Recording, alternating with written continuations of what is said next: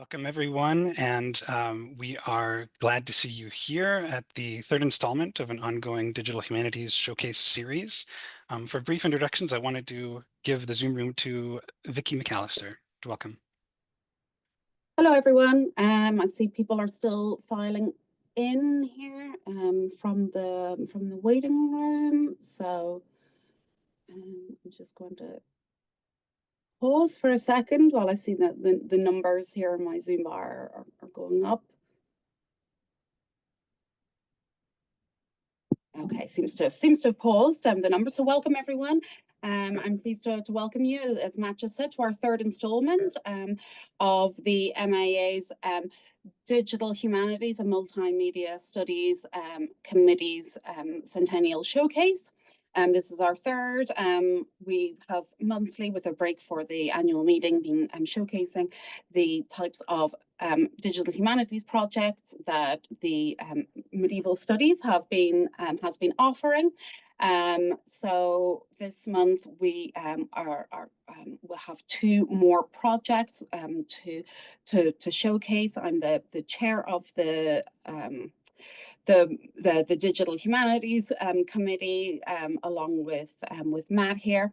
I will shortly hand it over to him. I just wanted to welcome you and to let you know that we will have one more of these workshops before we take a summer break, and then we'll reconvene in the fall. So please put a mark in your calendars right now for May 16th, when we will have our final spring webinar on books of duchesses and medieval Anglo-Jewish women 1154 to 1307. And we've got time at the end for us to remind you of that as well. But thank you all very much for being here. Looks like we've got a wonderful group of attendees again this time. So thank you all for coming this Friday afternoon and for your interest in the work of our committee. So thank you. And Matt, I'll hand over to you. Thank you, Vicki. Again, welcome, everyone. My name is Matt Westerby. I am a member of the Digital Humanities and Multimedia Studies Committee. I'm thrilled to moderate today's discussion with two digital humanities projects. Each presentation is relatively short, around 10 to 15 minutes, and each one will be followed by a Q&A. Please feel free to use the Q&A feature or the chat here on Zoom, and I can read those questions aloud for you. So again, we have two presentations, in this case with 4 speakers, and I will introduce all the panelists up front. And first we have EditionCrafter, which is a digital edition publication tool from the Making and Knowing project, directed by Pamela H. Smith, and also presenting are Nicholas Laiacona and Melissa Reynolds. Pamela Smith is the Seth Lowe Professor of History at Columbia University and founding director of the Center for Science and Society and its academic cluster, the Making and Knowing Project. Her collaborations include the Making and Knowing Project's multi-year creation of Secrets of Craft and Nature in Renaissance France from 2020, and its many offshoots. She is now collaborating on a new project on longue durée histories of socio-natural sites of pre-industrial industry. I was fortunate to learn directly from Pamela in 2023 and 2024 when she was in residence as the Edmund J. Safra visiting professor at the Center for Advanced Study in the Visual Arts at the National Gallery of Art, which is where I am based. Also, Nicholas, or Nick Laiacona, is a partner at Performant Software Solutions, LLC. Since founding the company in 2006, he has worked with dozens of clients at universities throughout North America and Europe. He has acted as technical lead on projects funded by the National Endowment for the Humanities, the Andrew W. Mellon Foundation, and the National Institutes of Health. And Melissa Reynolds is the pilot project partner for teaching with EditionCrafter. She is assistant professor of early modern European history at Texas Christian University, where she teaches courses on doing digital history and on the history of science. Her first book, Reading Practice, The Pursuit of Natural Knowledge from Manuscript to Print, was published with the University of Chicago Press in 2024. And our second presenter is Tracy Chapman Hamilton with Mapping the Medieval Woman, who she co-directs with Mariah Proctor-Tiffany. Tracy Hamilton is an art historian and digital consultant.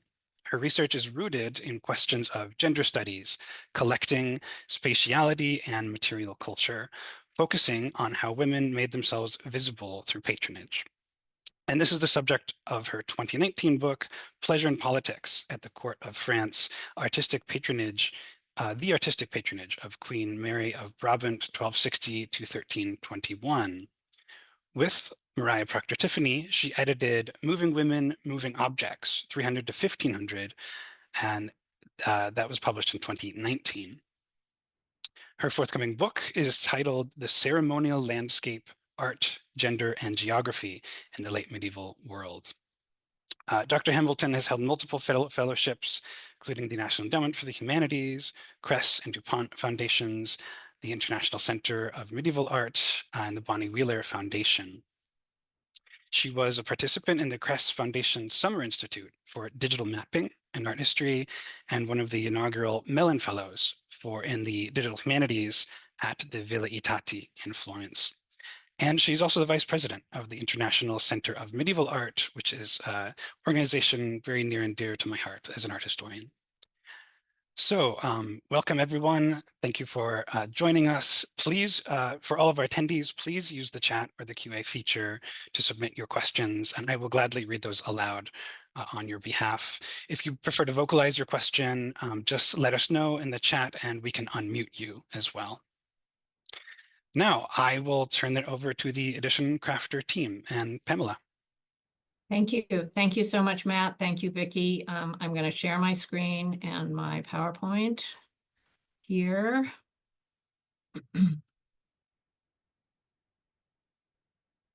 Okay, well, you're going to get 3 for the price of 1 here because I'm going to tell you a little bit about the project and also just a little bit about our other tools for collaboration.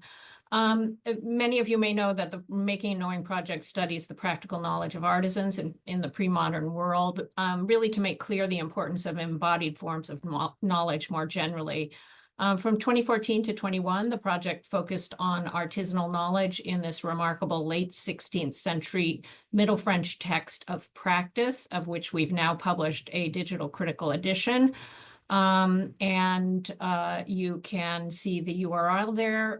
This manuscript is 340 pages, 170 folios, anonymous, full of all kinds of notes, instructions, and observations on the making of art and daily life objects. It's really a very unique source for studying artisanal knowledge. It also contains 130 essays that describe, contextualize, talk about the reconstructions that we did of many of the manuscript's processes in its 927 entries. We also have, as part of this edition, many informational resources for learning, for searching, for filtering, and using the manuscript in research and teaching. And here are the URLs, I'll put them in the chat in a little while, of the project's research and teaching tools. First, the edition itself, of course. Second, the research and teaching companion, EditionCrafter, which Nick will talk about, and the sandbox for showcasing how our data can be used and visualized. I did want to say one word about the Research and Teaching Companion. It's for anyone who wants to integrate hands-on teaching and learning in their classrooms, studios, and event spaces, or anywhere you want to do it, even your kitchen. It contains step-by-step lesson plans, the syllabi from the Making and Knowing courses, model student projects, and much else. So I hope that you'll explore the edition, the Research and Teaching Companion, as well as EditionCrafter. And with that, I'm going to hand it over to Nick. Okay, thank you, Pamela. So during the EditionCrafter project, during the Edition 640 project, rather, I was a developer and helped to develop the sort of viewer for the actual edition, the documentary edition. And during that process, we created a pretty robust viewer to meet the requirements of this edition. And then later, we thought, wouldn't it be great if other editions could also use the same technology rather than starting over from scratch? So Pamela, next slide, please, received a grant from the National Science Foundation for us to go ahead and generalize the edition viewer from edition 640 and make it available to any project that wants to use it. So with the grant secured, we gathered a group of collaborators and partners to sort of review what we had in edition 640 and understand how it might fit with their projects. So Bow in the Cloud, this was an anthology of abolitionist poetry, the Dingley Family edition you'll learn more about in a moment. Ely Green Variorum was a actual variorum project. It was dealing with multiple witnesses to the same text. The Interveste Pescatore is about practical knowledge of the management of the lagoon of Venice in the 17th century. Native Bound on Bound, public history project about indigenous slavery, and ODT, Ornament Design Translation, or ODT for short, is a project about art history. So this is kind of a diverse set of projects. They all came with their own requirements, and ultimately, some of them even contributed their own features, added features in addition to the features that were sponsored by the scope of the NSF grant. So what does EditionCrafter do? It creates a multi-layered diplomatic rendering of your text. So you've seen this view many times before, I'm sure, where you have on the left a deep zoom window of the text of your manuscript, and on the right you have a transcription of it. In the case of edition 640, we had a requirement to have not just the sort of diplomatic transcription, which needed to kind of approximate the layout of the actual manuscript page, but also a sort of translation of that into English and into French and into modern French. The original is in the French of its time. So we have this side-by-side viewer. It's using a format called IIIF, which allowed us to load the images directly from the BNF. So the site itself doesn't have a backend, a server. It's what's called a static site. And that is a useful thing because it allows us to create something that has very few technical dependencies and can have potentially a very long lifespan because it is very cheap to host. It doesn't have a server that can be hacked or changed or anything like that. And we can kind of put it up there and it can stay the way it is for a long period of time. And the one sort of technical piece that it has dependency is on the BNF, which we're able to rely on them to continue to serve these images for a long time. Another thing that it does is allow for these complex visual layouts. Oh, go ahead, Pamela. And so basically the project has three components. There's a command line tool that you use to take a TEI-XML file, a IIIF, or a CSV in plain text, and turn those into the artifacts that you need to power the website. And then once you run the command line tool, do all of that, insert your transcriptions, then you can, next slide, please, add these components to your website. They can either be a React component if you're using React, or if you have a HTML, CSS, JavaScript type website, you can use the plain JavaScript package. So if none of that made any sense, don't worry. So next slide. We actually have a video that kind of shows you how to do this from starting from a set of images going all the way to a static site. And you can use that to help build out your edition and explore this tool. So next slide. You can learn more about the project at editioncrafter.org. You can see it in action there. Click around, try some of the different examples from some of our partner projects. And at this other URL here, you can watch that 16-minute video and learn how to make one yourself. So, and that's, I'll hand it over to Melissa. Thanks so much, Nick, and thank you to Matt, Vicki, Chris, everybody. So I am here basically to talk about how I think EditionCrafter could be extremely useful for teaching purposes. In fact, I was a not a brand original, but shortly after the start of the Making a Knowing project, I joined onto the manuscript translation and transcription team. And so I spent several summers, wonderful, delightful summers, thinking about how we as a team made choices about the translations of this Middle French manuscript, what we wanted to tag, what the hierarchy of our tags would be in TEI. And it was, I was in graduate school. It was my first experience with a project like this. And it became very clear to me that these sorts of digital projects, particularly creating a digital critical edition, is very much an act of interpretation. Our editorial choices will necessarily make our end product sort of accessible in very particular ways to users. And I started to think that while all of us who work in digital humanities are very aware of this fact, that in fact undergraduates are less aware that these digital editions, these digital projects represent actual editorial interpretive choices on the parts of the scholars who create them. And so I thought about trying to develop a course that would introduce students to a sort of broad history of communications technologies in which we study the vast range of the history of communications from cuneiform all the way up to coding, but we also think about the ways that different forms of media and communications technology facilitate particular research or historical, I guess, outcomes. Okay, so I taught the class for the first time in the spring of 2021 at Princeton. And at the time, EditionCrafter did not exist. And I had a unit on TEI and XML in which we looked at the Making a Knowing project as our sort of digital history project for that week. But I realized that the course is very much about having students also produce work. They try their hand at these digital tools. I run the course through GitHub. As you can see, I also have a course website that I run as a static page. And at the time, there really wasn't a great way for students to actually produce that work in a kind of finished product. They could show their XML on the course blog, but they couldn't do anything with it. So when Pamela approached me in 2022 about this EditionCrafter project, I was immediately excited about EditionCrafter's potential utility in the classroom. And I can just say that now that Nick has completely developed the software and I've spent some time playing around with it, if it sounds complicated, let me assure you that even I, a self-taught novice, figured out how useful this command line tool is and how you can implement this technology really in a few hours playing around with it. So let me be a little more specific about how EditionCrafter I think will be very useful when I teach the class again next year at TCU as Technologies of History. So as part of our TEI and XML unit, I like to teach it alongside a unit when we think about technical writing and early medicine and science.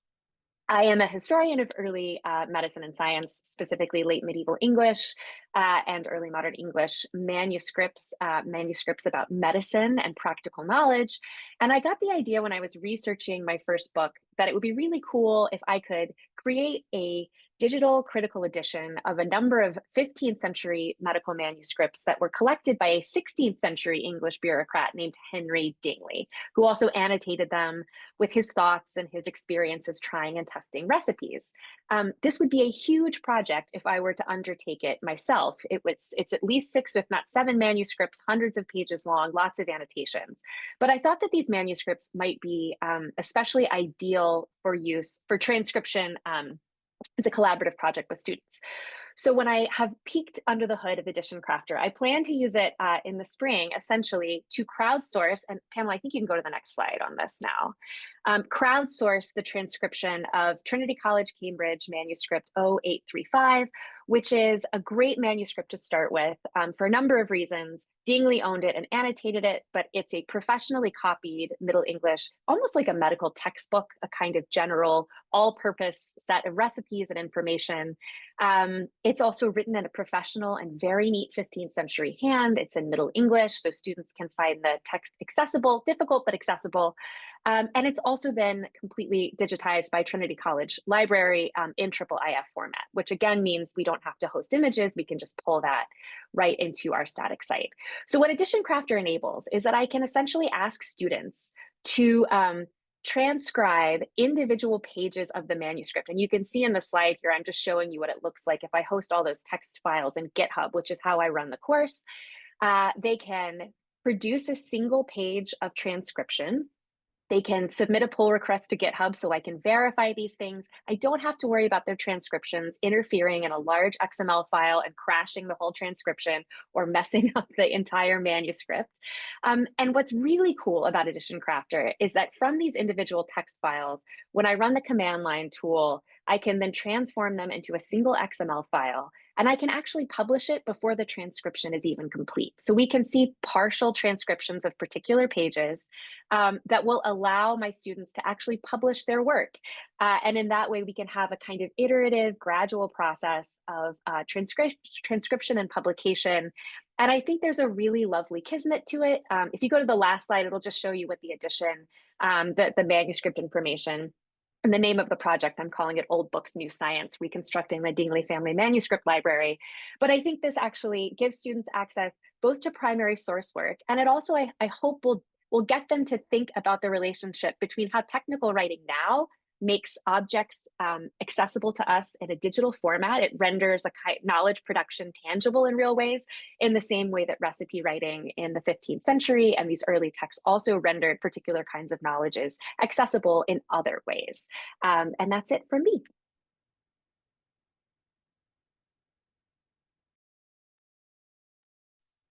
Thank you so much, Pamela and Nick and Melissa. I disappeared there because I was writing up my own notes. There's so much to think about in that presentation. And thank you for condensing what is a tremendous amount of work into this really generative presentation on why we do this kind of work and all the options to do it. And I was also, introducing where you stand in that kind of historical record, just responding, Melissa, to what you were saying. So everyone, please feel free to submit a question in the chat or the Q&A box. I will very gladly read that aloud. While we're kind of waiting and letting that percolate, I have one of my own, and it's really just for all three of you, maybe a little bit also to Nick. And this is more on the challenge of kind of working with command line tools for static publishing. I have scraped together my time and energy to kind of teach myself and gain my own skills. I'm also a fan of really failing fast and learning from that failure. But that approach can be really uncomfortable too. So I wonder if you have any tips or just encouragement for medievalists interested in working with those kinds of methods, or EditionCrafter itself, but just unsure of where to start. Yeah, Melissa, do you want that one or? I will just say, so I have been playing around with the command line this week, actually, trying to make sure I have everything in place for running this course next year. And I so agree with what you said about failing fast and quick. I think that's actually the really exciting thing about these static site platforms and the work that Nick has done. I mean, the wonderful thing, once you try it a little bit, I messed up all kinds of times. I didn't have the commands right. I didn't have my file structure right. It's really easy to undo because it's not a robust, it doesn't produce, there's not a robust backend. It produces a set of files. If you don't like the files that it produced, you get rid of them and you try again. I have found it to be incredibly exciting to think about how these kinds of tools solve problems. And I just want to emphasize what Nick has created. Again, I don't want to be too technical, but it really is a brilliant solution for enabling crowdsourced transcription and also the very rapid publication on a completely static site with no server required, no money required. I looked into the subscription for From the Page before this presentation, which is another one of those public platforms for crowdsourcing transcription. Is an individual membership is $1,200 a year for From the Page. And this project, I mean, EditionCrafter essentially enables this really open access, amazing collaborative option. There's a second question in there. Does crowdsourcing a transcription logistically need to be limited to a particular set of pre-screened participants? Could it happen? Could it be open to anyone?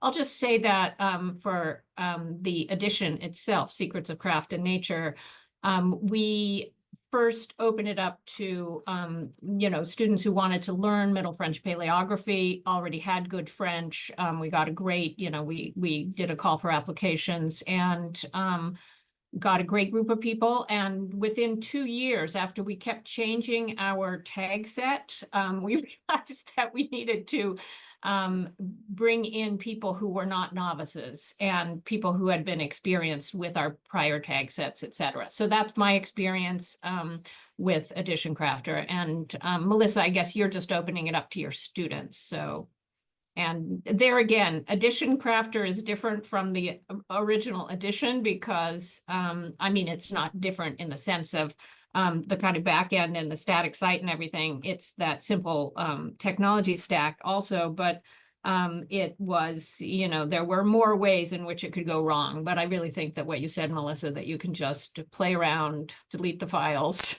It's, yeah. Okay, there's a third one. You talked about an original versus translation display. Is there any sort of tooling for comparing a manuscript to the critical edition of the text? And oh yes, in the original language. I kind of want to show you the how it works, but I'm afraid that'll take too long. I can just I'll put the edition URL in the chat, and then you can look and you can see that yes, you can, you know, put whatever you want in the two reading panes, and you compare it, you know, one-to-one. I think that's what's And being Nick, asked. Yeah.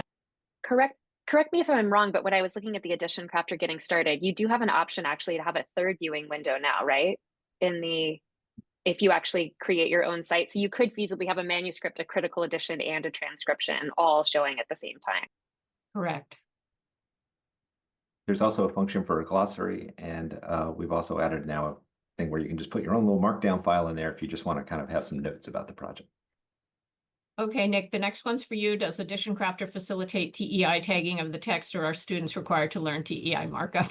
Just go so ahead. This is a big thing. Take it away. So we've got another tool called FairCopy, which is really useful if you want to introduce students to using TEI, but maybe you don't want to get right into XML syntax. It's a kind of a editor that can kind of read and write TEI XML files. So the video that I linked in my presentation actually takes you through using FairCopy to generate a TEI file, and then from there using the command line to create the edition. But FairCopy is not a required piece. You know, obviously Melissa did all her work without it, and you can do stuff directly with TEI as well, or just plain text files with the command line, then generating your TEI. I will say that's what's really nice. If you take the plain text files and use the EditionCrafter command line to generate the XML, it will put in the basic stuff. So it will build in the basic header, it will build in page breaks, it will build in AB and div. It doesn't do the text level markup, so that you would need to teach someone how to do and what to think about. But that's probably, if I'm teaching TEI, I want to make sure that I have students think about that anyway. So it's a plus for me. Thank you so much for these questions, everybody. It's great to see them filling in the chat. I think we have a few minutes if anybody has other questions for the EditionCrafter team. Thank you, Pamela, for sharing links. Tracy, you have your hand up.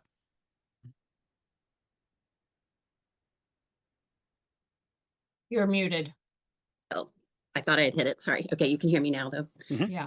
My question is, and I'm not knowing exactly who our audience is. I mean, I know generally who our audience, but not specifically, is time and resources, because you're going to see I'm coming from an entirely different situation in terms of that, and I haven't had an NSF grant, for instance. Could you just take us through that a little bit? How, like, is it a lot of it coming from Columbia? Was it really outside funding? Yeah, just so that people are familiar with how to get a project like this off the ground, because it's, you know, it can be really daunting.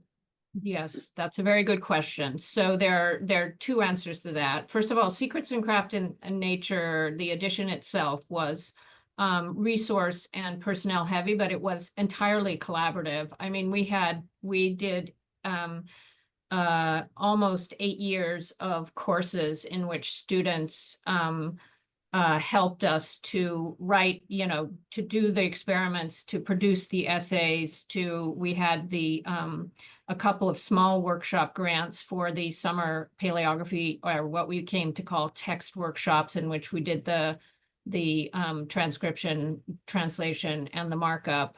Then, but for EditionCrafter, you know, it's all our stuff is open access. And so it actually is not very resource and cost heavy. I mean, we Right. wanted to make it available to everyone, and it uses all open access software. It uses GitHub, so it is possible to create a digital edition in a way that we never could have. Right. Um, And could you just say a little bit how you met Nick? And if you said that already, I missed it. Oh, 'cause we had that's to get 3 bids for the NEH. We first had an NEH, and we had to get 3 bids from developer designers, and we chose Nick, and we're so happy we did. excellent. Thank you, guys. Yeah. Thank you, Tracy. There's a couple more questions in the chat. I'll read them out. Can a Mhm. TEI file downloaded from Recogito be used? And because that would allow users to tag persons, places, events, and relationships with a point and click interface. Yeah, cool. Well, yeah, you could take the file from Recogito. So the piece that would be missing out of that would be the coordination between the alignment of the text and the images. But I imagine you could take that as a starting point and then run that command line tool to kind of create that skeleton XML, and then just put your stuff from Recogito in over top of that blank part of the file. So a little bit of TEI wrangling to do there, but it would be possible. There's one more, Matt. You're muted. Thank you. Thank you. There's one more question in the chat. Is it possible to create a digital edition of a text in a manuscript that is not fully imaged? Or does EditionCrafter require an image for each page of the text? Yeah, presently it's designed to present the images alongside of the text. It's kind of how it's organized. It's organized around the images.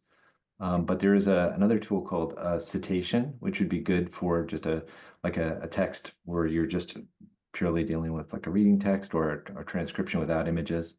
I would look up the citation viewer that would get you going in that direction.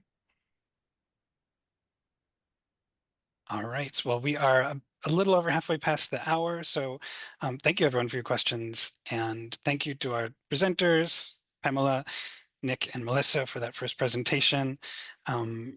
So let's turn next to Tracy to present Mapping Medieval Women. So Tracy, I will hand it to you. Okay, thank you, Matt.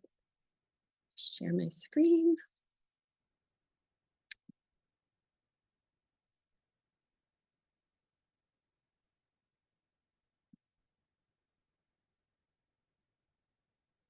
Taking a second to go into presenter mode here.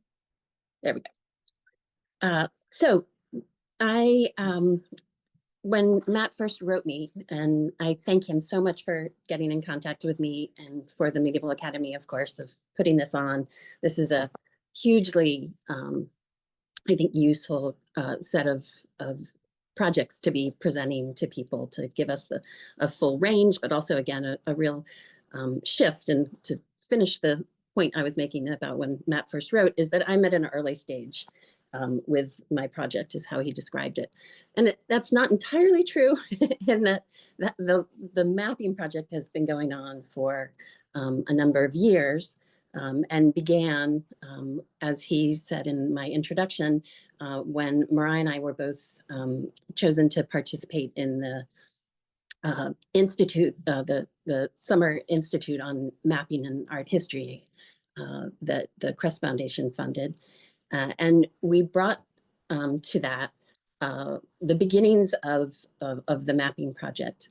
And we were using, again, this as our base map, this plan de base, which you can, if you go on to Mapping the Medieval Woman, which was linked in the announcement, you can see it in action at this point, rather than just a still image there. And the data that we were using for this early map was coming from archival material, testaments, the lay en argent, like you have here on the screen in front of you, of a number of queens that Mariah and I worked on for our, have been our study, for our research, for our careers, most of our careers. And you can see that we started creating a relational database, which was not a word that we had ever used before 2014.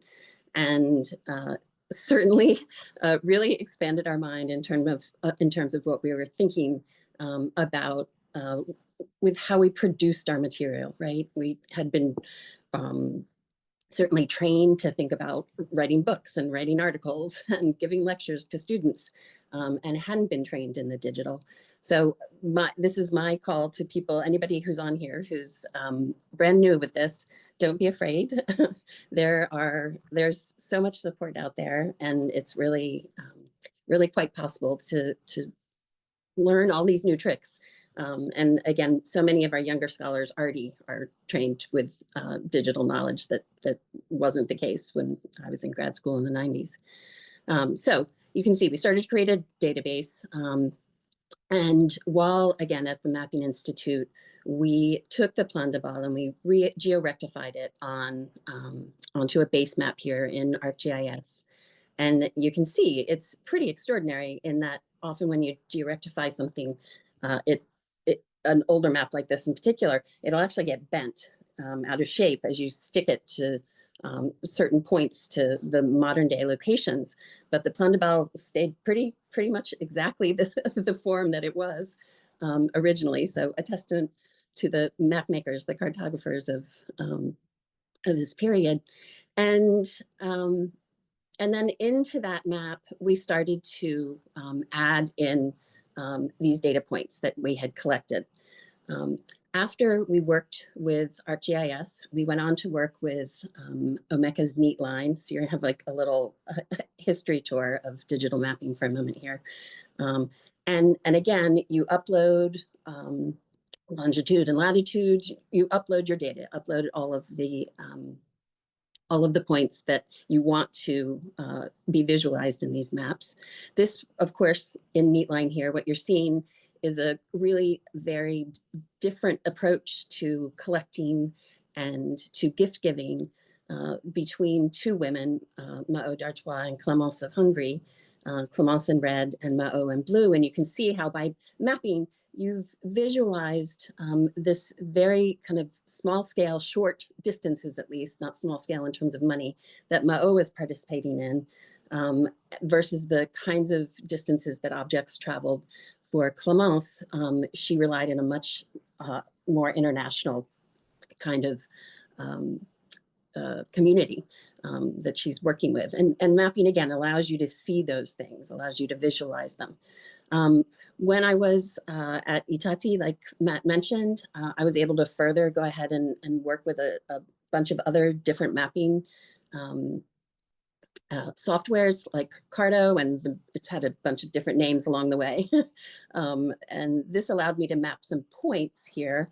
But what you could see from Neatline is we're also really interested in mapping movement of objects. And at that point, back in 2017, when I was doing this, Palladio was a software that I had a lot of success with in thinking about how to really create a vision of how these women were all across Europe, right? They're really through these communities that they created through collecting and gift giving and through the foundations that they made, they really were creating an enormous network that really spread across Europe and the Mediterranean.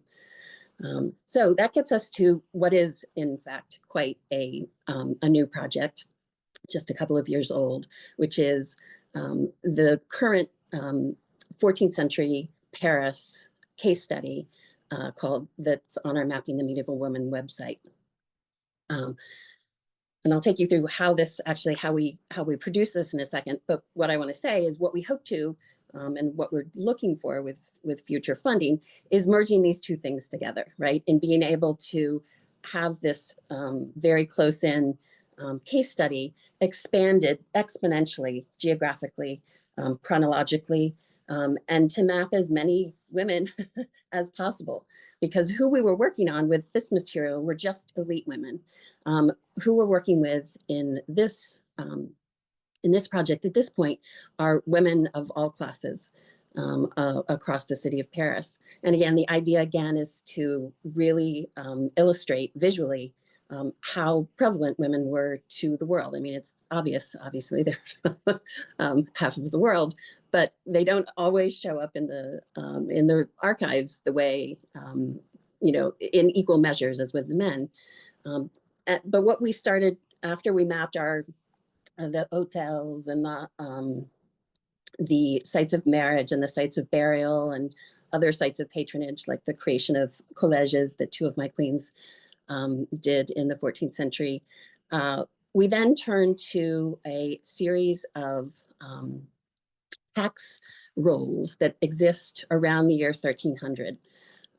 And what we discovered as we got into this material, and not that no one has worked on it before, we're not the first to work on this, not at all, and I'll get into more collaboration here in a second and how that's really improving this, that so many women were being recorded within these taxes, within these tax rolls, as makers across the city of Paris in a variety of trades. We've focused on the visual arts in particular here, things that art historians would study, but it's just flabbergasting the number of women who are participating, and often this is really the important part. In jobs that are now coded as male, right? So as carpenters, as mortar makers, as gravel producers, as locksmiths. These are not things that you immediately think, oh, that must have been a woman doing that. And so what we're trying to do is also rethink history and rethink our present day in terms of how we think about gender. So these are just, again, a few of the kinds of makers that we were able to identify. They are, of course, actually 14th century documents that I'm hoping to actually go see this summer, but which some of our other colleagues have seen in person already. We haven't been able to be to Paris since we started on this project, and so we were relying only on secondary sources, so transcriptions of those tax codes that you can see here. And we've identified here this woman, Mariah La Charpentière, that you can see when we created the database around these entries. So we've put down the woman's name, the job, the métier that she worked in, her parish, paroisse, or her parish, the street description, and finally the amount of tax that she was paying. And sorry, I think my has stopped going forward. There we go. And then also we always keep mapping notes because it's essential, right, to keep track of, because there is, as you guys acknowledged in the first presentation, there are all kinds of things that go into the final project that looks very certain, right, but that in fact often is not. So again, here, Mariah La Charpentière. We then look at a series of maps that we have access to that help us identify the actual parish and street. And then we plot the point. And this is part of where the collaboration has come in. You can see Mariah at the top in the Zoom screenshot that I just took here for the presentation today. But who she's working with is a wonderful student we've worked with all along, Isabella Klein. And then two new recent students, Carla Ortiz and Chloe Borchet, and Chloe works with me at Sweetbriar. And I think she might be out in the audience, so that's pretty exciting. But what you can see here is them working on the backside of this. So they're an illustrator helping to plot the points, or here you can see another form of collaboration that's taking place. We've been working with Tanya Stabler on her amazing beguines and all the extraordinary work that she's done with the tax rolls already and many other archives. So we're having other people contribute to the map at this point. We really see it ourselves as its editors rather than the owners of it, that we're having all this other input that's helping to build the actual website that we have. So you can see here updating in WordPress, because that's where we built it. Again, we'd like to expand on that into another form altogether than being dependent in WordPress. And finally, then in the actual Mapping the Medieval Woman website, once you click on one of these dots, it pulls up a screen, some of which have a great deal of text and a bunch of images in them, and others that are simple like this with Marie as just a dot and her name and her parish and how much she was taxed and the year in which she was taxed. So I have much more that I could show you, but I think I'm going to stop at this point, and because I'm pretty sure I'm at time. If you want to correct me on that, Matt, I'm happy to keep taking us through a couple of more details. I think we are right on time, and I do want to leave time for Okay, discussion. let's So do that then. I can. You've gotten the point of what we're doing and how we're doing it. So I'll stop sharing at this point. you know, if one of the questions you want to illustrate with the materials you have left, then please, that works Okay. too. All right, I can do that for sure. I can screen share again if we need to. Great. Yeah. So please, everyone, if you have a question, again, use the chat or the Q&A. I will keep my eyes on both of those. But thank you, Tracy, for this look. And I did call it a kind of earlier project with mapping the medieval woman. How you define those stages, it's kind of difficult in and of It itself, is. these projects, you know, Mhm. especially highly collaborative ones. So I had a couple of questions that I'll start off with while I'm watching the chats. One of them is just about external identifiers for like or vocabularies or ontologies that might be relevant to categories of objects or even the names of the people, the women that you've pulled from the historical records. And in my experience, this feels like a push and pull when you try to use those external identifiers like that map onto what you've found. Some of them you might be able to match, others there's just big absences. And then you have to consider in these gaps, do you try to contribute back to those authorities or do you leave those blank on your own site? So Wikidata is one example where you might be able to match Wikidata records to names that you have and you could create them yourself. Other ones are less easy to do that with. So I just generally the question of what external identifiers do for your project or don't do. So again, because we started off with a discrete group of queens who we were working with, they were there. Like what we had of the material record or of the archival record of them, that was what we used. We weren't dealing with, we dealt with a great deal of uncertainty about the details maybe of how to go about mapping that. But there was a rich enough data set that we didn't need to really fill in too many blanks at that point. I'm not sure if I'm answering your question all the way here whatsoever, but I think you rephrased it even better in dealing with uncertainty. You know, okay, that's just okay. such a huge question, and there's not an answer to it, and every project No. has its own. So yeah, I think you've definitely addressed it. But if you want to, well, what we did actually with the original ArcGIS mapping project when we were mapping, so what we had access to were the mansions that they lived in. We had the foundations that they commissioned. We had the processions that they participated in. We had the sites of their burial. And some of those were really definite, right? Like we knew literally Marie was next to the altar in the Cordelier. That's where her tomb was buried, between Blanche and Mao. You know, like it was, you could really map it with great certainty. And then something like the Hotel de Navarre, which was handed down between a few of our different queens and their families. We don't know exactly where that was. So we knew generally where it was, but not like that we could draw it specifically on the map and make a 100% certain identification. And so what we did is we used, we had less opaque, more translucent colors, the less certain we were in the map. and so you could, then that was expressed in the legend that when something was really saturated, we knew spot on where that was. And if it was a little bit hard to, it was a little ghosty, then that meant that we really were, we did the best with the material that we could. yeah, that idea of using colors, shades of color to illustrate that uncertainty, maybe just because I like colors so much. That's a fascinating idea. And anytime I see that kind of thinking, I'm sure a lot of thought goes into that. So even in a design perspective, if you've had discussions about which colors and why, or And some of it was, you know, literally coordinating it with the background of the map to make sure that it was visible enough, right? You could see the map had a lot of brown in it, a lot of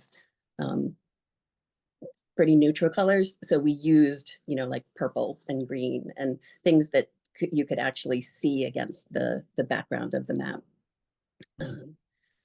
But yes, there are choices, and there are things that we continue to think through. Just in this last project, the fact that we've made all these women dots, you know, and what color and what size, and that, because that all is up for modification. So and documenting, explaining those choices too, I feel like exactly. is so important too. And sometimes that falls on the side when you're doing X number of things to move your project along. All right, I have a couple of questions, one in the Q&A that I'll read aloud.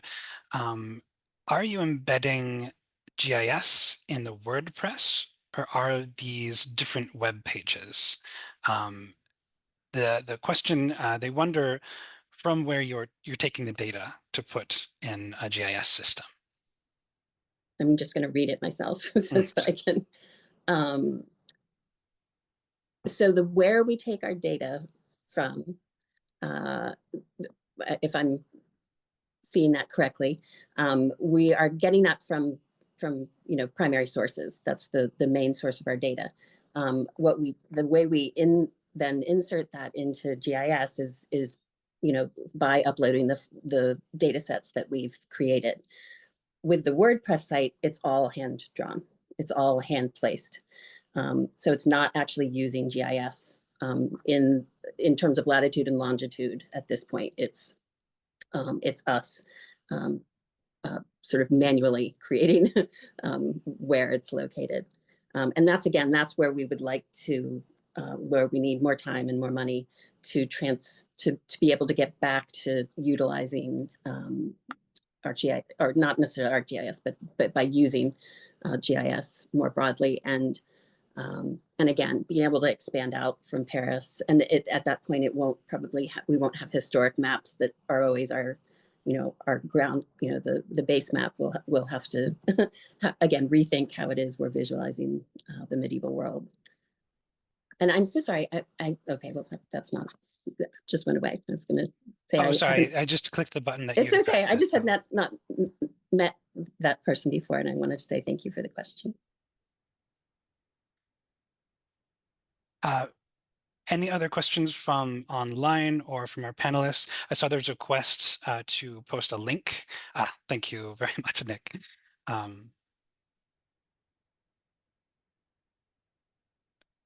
Melissa, I saw you turned your camera on. I don't know if you have a question, but just wanted to give you an opportunity if you did.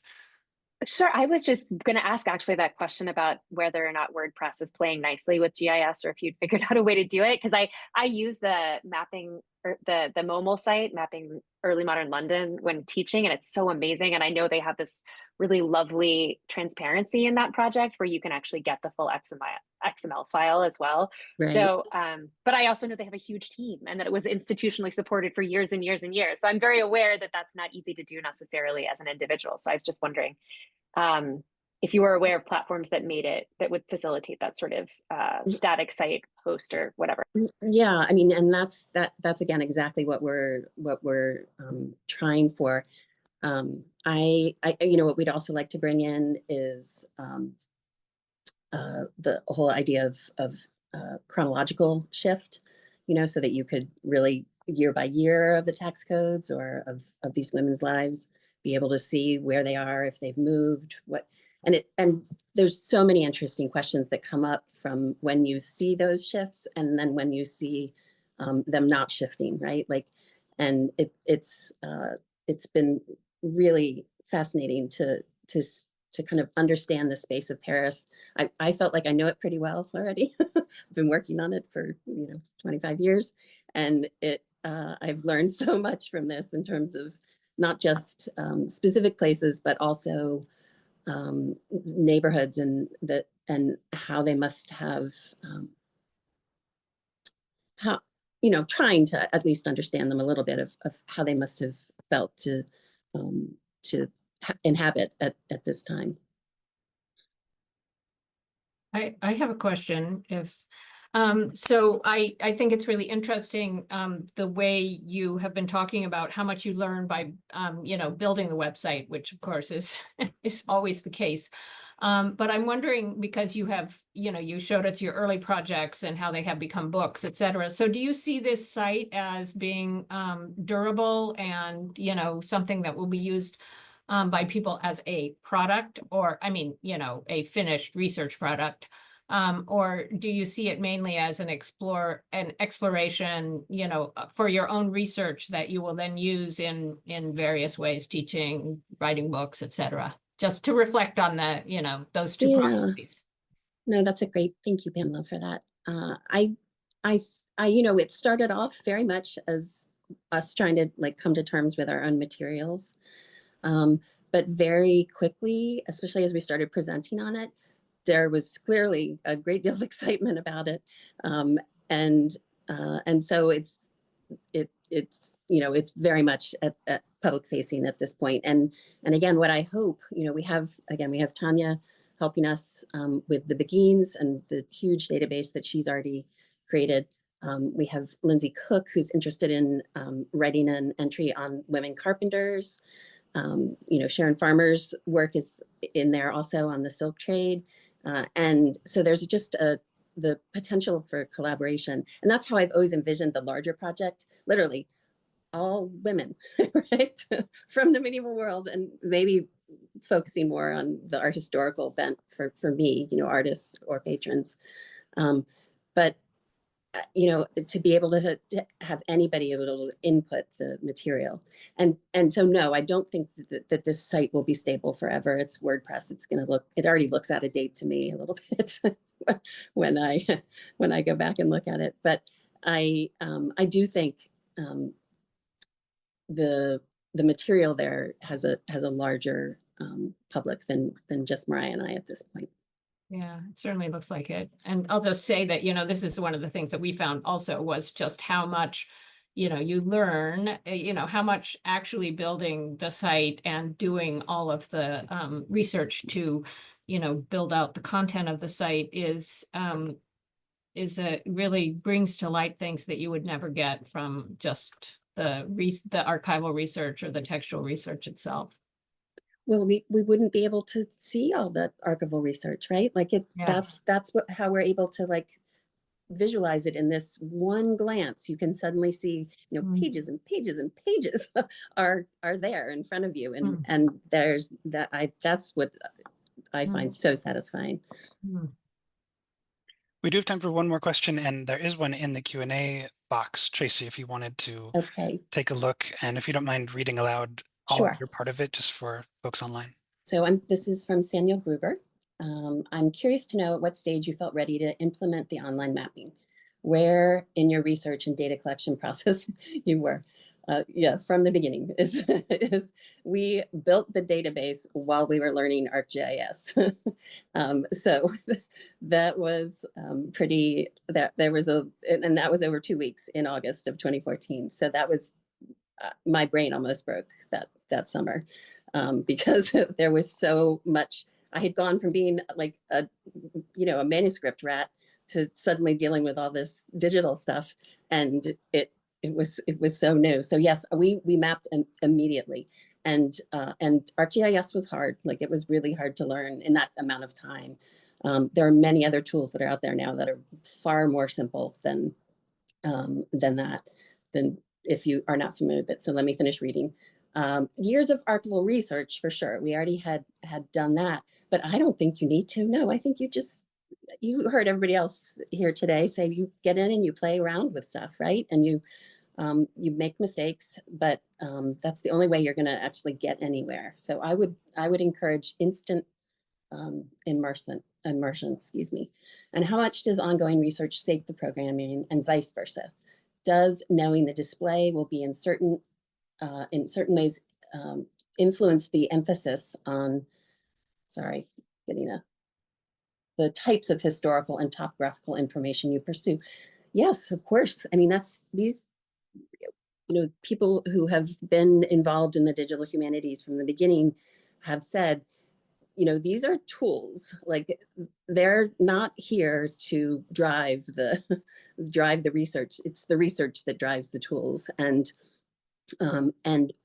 but what the digital allows often is you to see your research transformed in a way that makes you ask new questions and have new answers. So it's, I would say it's a constant back and forth between the two. But no, hop right in. I feel like that's a really brilliant way to end this discussion. Thank you so much to all of our speakers today and everyone online for joining and your questions. A quick plug, our next showcase is May 16th. It is moderated by Rebecca Hart, who's our graduate student committee member of the Digital Humanities and Multimedia Studies Committee. We'll have Books of Duchesses presented by S.C. Kaplan and the Medieval Anglo-Jewish Women 1154 to 1307 presented by Adrienne Williams-Boyrin. So thank you everyone for joining again, and I hope to see you there. Have a good afternoon or whatever time of day it is where you're joining us. Thank you all. Matt. Thanks, Thank you, Vicki. Matt, again. And so nice to meet you all.